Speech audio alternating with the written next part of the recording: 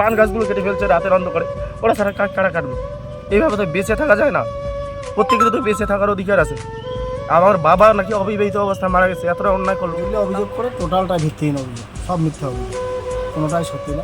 বাবাকে অবিবাহিত সাজিয়ে গ্রাম পঞ্চায়েতের প্রধানের ভুয়ো সুপারিশপত্র নিয়ে জমি দখলের অভিযোগ উঠল কাকার বিরুদ্ধে। শুধু তাই নয়, কাকা তথা প্রাক্তন তৃণমূলের পঞ্চায়েত সদস্যের বিরুদ্ধে চা বাগান কেটে ফেলা এবং প্রায় 30টি সুপারি গাছে লাগানো পান গাছ কেটে ফেলার অভিযোগ তুলেছে ভাইপো তাপস বর্মন।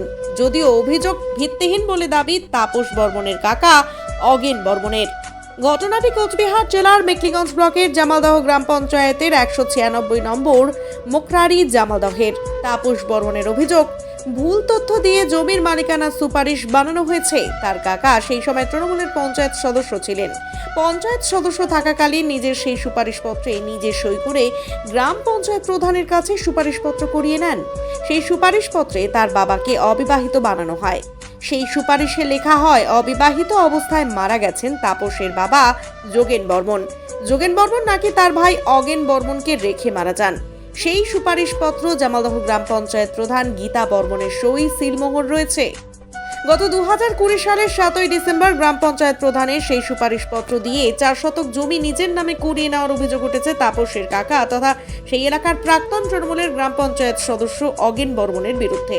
আরও অভিযোগ, প্রায় 20 বছর আগে তাপস বর্মনের বাবা যোগেন বর্মনের লাগানো প্রায় 10 শতক চা বাগানের গাছ কেটে সাফ করে দেওয়া হয়েছে সম্প্রতি।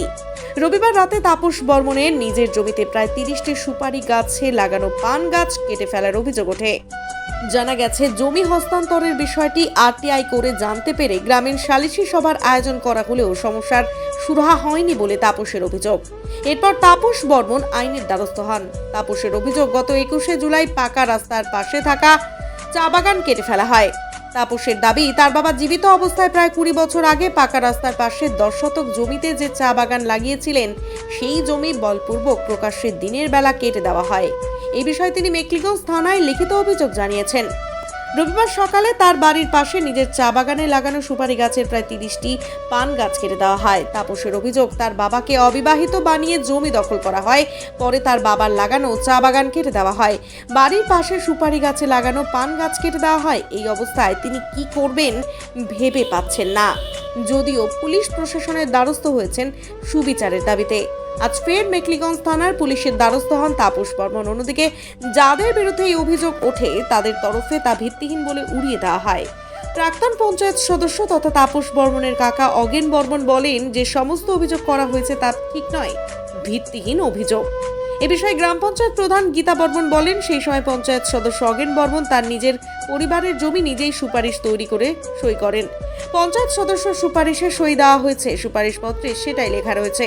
অন্যদিকে তিনি আরো বলেন, সেই বিষয়টি সমস্যা সমাধানের সালিশি সমাধানের আয়োজন করা হয়, কিন্তু মেটেনি। পানের গাছগুলোকে কে কাটিয়ে দিল রাত্রে? এখন কয়দিন আগে বাগান কাটলো, এখন পানের গাছগুলো সব কাটলো। এখন কে কাটলো? এটা আপনার নিজের জমি? জমি আমার নিজে, আমার জমি। পানের গাছগুলো কে লাগিয়েছিল? আমি। কতদিন আগে লাগিয়েছিল? 7-8 বছর। কতগুলি এখন লাগাচ্ছি, এই যে নতুন ইয়েটা 2 বছর হচ্ছে লাগাইয়ে যাচ্ছি। এখন সব কাটে দিল। এখন কারো উপর সন্দেহ হয়? কি আর বলবো আমি, আমার আর বলার কিছু নাই। এখন কে কাটলো রাত্রে? ভগবানের উপর চাইয়ে দিছি, সব ভগবান বিচার করবে। আপনার নাম? নিরুপমা বর্মন। সমস্যা হলো 1 মাস যাবত। এটা আমাদের পারিবারিক প্রথমে সমস্যা ছিল, এটা এখন বৃহৎ আকার নিয়েছে এবং এখানে আমাদের জামালদহ অঞ্চলের গীতা প্রধান জড়িত। এই সমস্ত ঘটনা এখন উনি প্রথম থেকে এটা শুরু করলেন, এই দুর্নীতি। আমার কাকু অগেন বর্মন ও পঞ্চায়েত থাকাকালীন জামালদহ অঞ্চলের, এখনও প্রাক্তন পঞ্চায়েত, ও নিজের ক্ষমতা বলে জামালদহ অঞ্চলের সরকারি প্যাট অপব্যবহার করে ও লিখলো যে যোগেন বর্মন অবিবাহিত অবস্থায় মারা যান এবং একমাত্র ভাই অগেন বর্মনকে রেখে মারা যান, ইহা ছাড়া আর অন্য কোনো ওয়ারিশ নেই।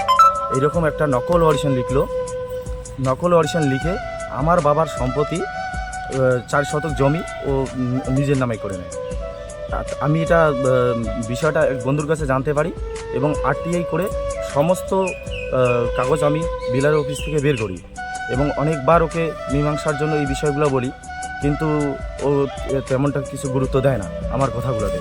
ও মাঝে মাঝেই ঝামেলা করে আমার সঙ্গে। তারপরে এমন করতে তারপরে আমি ওর নামে থানায় অভিযোগ করি। থানায় অভিযোগ করার পরে ও কী করে, ঠাকুরদার আবার আমার কাছে একটা ঠাকুরদার নামাঙ্কিত জমি আছে 10 শতক। ঠাকুরদার নামাঙ্কিত জমি সবার কাছেই আছে কম বেশি, আমার কাছে মাত্র 10 শতক। তাই এই 10 শতক চা বাগান আমার বাবা লাগিয়ে গেছে 20 বছর আগে, সেই বাগানটাও ও কেটে ফেললো আর 2টা কাকুকে নিয়ে। হ্যাঁ, একসাথে ওরা 3-4 জন মিলে বাগানটাও কেটে ফেললো। তাই প্রথম দুর্নীতিটা ও শুরু করলো ওয়ারিশন সার্টিফিকেট দিয়ে, যেটা গীতা প্রধান, জামালদা অঞ্চলের বর্তমান গীতা প্রধান, শাসক দলের গীতা প্রধান, ও জড়িত। ও লিখলো আমার বাবা অবিবাহিত অবস্থায় মারা গেছে। তাই আমার বাবা যদি অবিবাহিত অবস্থায় মারা গেছে, তাহলে আমার বাবাকে এই মুহূর্তে আমার বাবার নাম তাহলে আমি কী বলবো? ও যে লিখলো যে যোগেন বর্মন অবিবাহিত অবস্থায় মারা গেছে, যোগেন বর্মন অবিবাহিত অবস্থায় মারা গেলে এখন আমার 2টা দিদি আছে, আমি এসি, আমার মা আছে, তাহলে আমি আমার বাবার পরিচয়টা এখন কী দেবো? এইটাই আমার প্রশ্ন। আর সেটার জন্য আমি অলরেডি কেস করেছি, সিভিল কেস করেছি, পুলিশ কেস করেছি, অলরেডি আমার বাগানের কেস করেছি, সমস্ত কেসগুলো চলছে কোর্টে। আর এই মুহূর্তে আমার কালকে রাতের মধ্যে এখন আমার যেটা সন্দেহ, ওরাই আমার এই 25-30টা আমার পানের গাছগুলো একদম বাগানের ভিতরে কেটে দিয়েছে, ওরা একদম বাগানের গাছগুলো গোড়ায়। এখন তো এরকম খুব একটা খারাপ পরিস্থিতি, মা তো আছেই, বাকিটা মা বলবে। আচ্ছা, গ্রাম পঞ্চায়েতের কাছ থেকে যখন পঞ্চায়েত অবস্থায় ছিল সেই সময় যে ওয়ারিশটা নিয়েছিল, তখন আপনার কতগুলো জমি দখল বা নামে নথিভুক্ত করে নেয়? ওটাও 4 শতক নিয়েছে ওর বাড়ির সামনেটা। তারপর ইদানিং আপনার একটা জমি কেটে দিয়েছিল, ইদানিং একটা বাগান কেটে ফেললো 10 শতক। আর আজকের যে ঘটনাটা সেটা হচ্ছে আজকে পান গাছগুলো কেটে ফেলছে রাতের অন্ধকারে। ওরা সারা কারা কাটবে? এইভাবে তো বেঁচে থাকা যায় না, প্রত্যেকের তো বেঁচে থাকার অধিকার আছে। আমার বাবা নাকি অবিবাহিত অবস্থায় মারা গেছে, এতটা অন্যায় করলো, তারপরে এত অন্যায় করার সাহস কোথা থেকে পায়? এখন তো আমারও তো 2টা বাচ্চা আছে, মা আছে, বউ আছে। এখন তো আমি তো একটা কম্পিউটারে অনলাইনে দোকান করে চলছি কোনো রকম, খুব সমস্যায় আছি। আপনার নাম? আমার নাম তাপস বর্মন, বাড়ি আমাদের 196 মোখরারি জামালদহ। আচ্ছা, এই তাপস বর্মন বেশ কিছু অভিযোগ করছে আর কি, চা বাগান কাটা, তারপরে জমি দখল, এই ব্যাপারে কি বলবেন? ও যেগুলো অভিযোগ করে টোটালটাই ভিত্তিহীন অভিযোগ, সব মিথ্যা অভিযোগ, কোনোটাই সত্যি না। আচ্ছা, মানে হঠাৎ করে কেন এইসব অভিযোগ করছে? বুঝি না ও কী কারণে এইসব অভিযোগ করে, অকারণে অভিযোগ। আপনার নাম? অগেন্দ্র কি হিসেবে? এটা আমার বাবার লাগানো বাগান, 20 বছর আগে এটা লাগিয়েছিলাম। এই যে এই বাগানটাই কেটে ফেলছে। কারা কাটছে? এটা আমার কাকু অগেন, তারপর আবার 2টা ওর মানে হামাদ বাহিনী আর কি দিনই বেলা কাটছে। এটা ভিডিও ফুটেজ আমার কাছে আছে। কতদিন আগে কাটছে? এটা 21 তারিখে কাটছে। মানে কত মাস? 21/7/2024।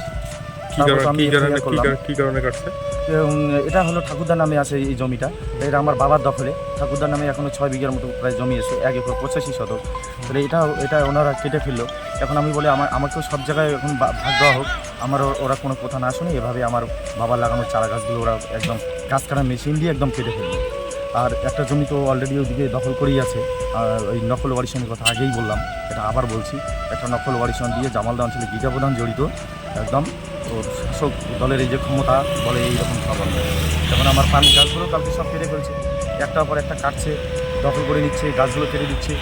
এই একটু পরে যে কার কী হবে, এখন আমাদের প্রাণ সংশয় হতে পারে কাকে। এখন তো আমি রাতে করে বাড়ি আসি, অনেক কিছু ঘটনা ঘটে ফেলতে পারে। এরা খুব মানে চাপের মধ্যে আছি, কী করবো, মানে সবার সহযোগিতা চাচ্ছি এই মুহূর্তে।